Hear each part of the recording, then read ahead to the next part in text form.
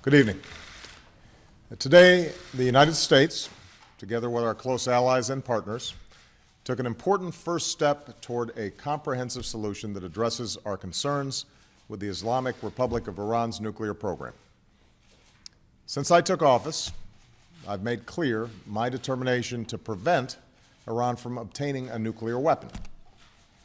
As I've said many times, my strong preference is to resolve this issue peacefully, and we've extended the hand of diplomacy.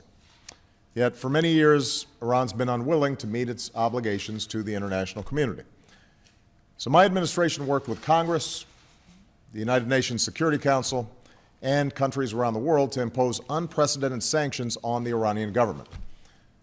These sanctions have had a substantial impact on the Iranian economy, and with the election of a new Iranian president earlier this year, an opening for diplomacy emerged. I spoke personally with President Rouhani of Iran earlier this fall.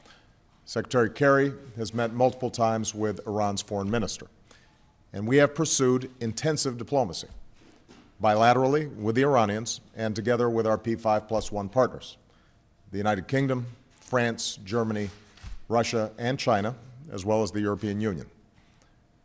Today, that diplomacy opened up a new path toward a world that is more secure, a future in which we can verify that Iran's nuclear program is peaceful and that it cannot build a nuclear weapon.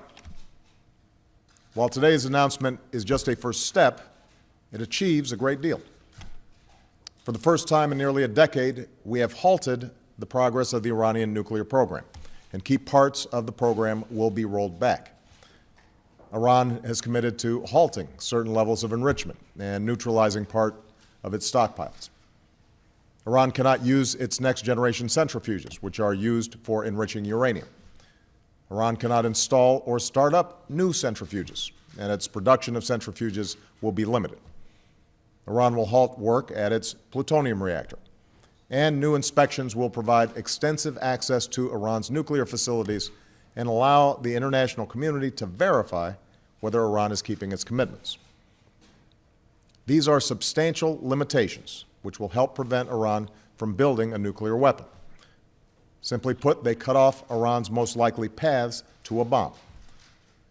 Meanwhile, this first step will create time and space over the next 6 months for more negotiations to fully address our comprehensive concerns about the Iranian program. And because of this agreement, Iran cannot use negotiations as cover to advance its program.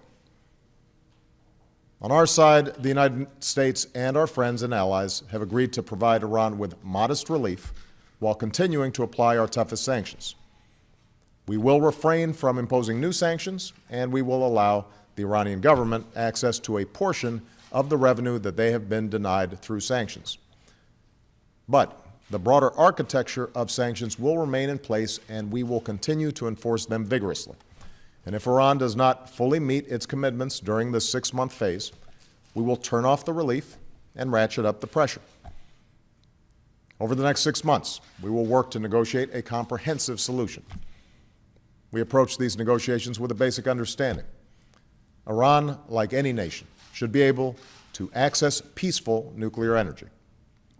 But because of its record of violating its obligations, Iran must accept strict limitations on its nuclear program that make it impossible to develop a nuclear weapon. In these negotiations, nothing will be agreed to unless everything is agreed to. The burden is on Iran to prove to the world that its nuclear program will be exclusively for peaceful purposes. If Iran seizes this opportunity, the Iranian people will benefit from rejoining the international community, and we can begin to chip away at the mistrust between our two nations. This would provide Iran with a dignified path to forge a new beginning with the wider world based on mutual respect. If, on the other hand, Iran refuses, it will face growing pressure and isolation. Over the last few years, Congress has been a key partner in imposing sanctions on the Iranian government, and that bipartisan effort made possible the progress that was achieved today. Going forward, we will continue to work closely with Congress. However, now is not the time to move forward on new sanctions, because doing so would derail this promising first step, alienate us from our allies, and risk unraveling the coalition that enabled our sanctions to be enforced in the first place. That international unity is on display today. The world is united in support of our determination to prevent Iran from developing a nuclear weapon. Iran must know that security and prosperity will never come through the pursuit of nuclear weapons. It must be reached through fully verifiable agreements that make Iran's pursuit of nuclear weapons impossible. As we go forward, the resolve of the United States will remain firm, as will our commitments to our friends and allies, particularly Israel and our Gulf partners, who have good reason to be skeptical about Iran's intentions. Ultimately, only diplomacy can bring about a durable solution to the challenge posed by Iran's nuclear program. As President and Commander-in-Chief, I will do what is necessary to prevent Iran from obtaining a nuclear weapon. But I have a profound responsibility to try to resolve our differences peacefully, rather than rush towards conflict. Today, we have a real opportunity to achieve a comprehensive, peaceful settlement, and I believe we must test it. The first step that we've taken today marks the most significant and tangible progress that we've made with Iran since I took office. And now we must use the months ahead to pursue a lasting and comprehensive settlement that would resolve an issue that has threatened our security and the security of our allies for decades.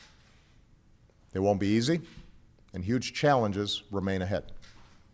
But through strong and principled diplomacy, the United States of America will do our part on behalf of a world of greater peace, security, and cooperation among nations. Thank you very much.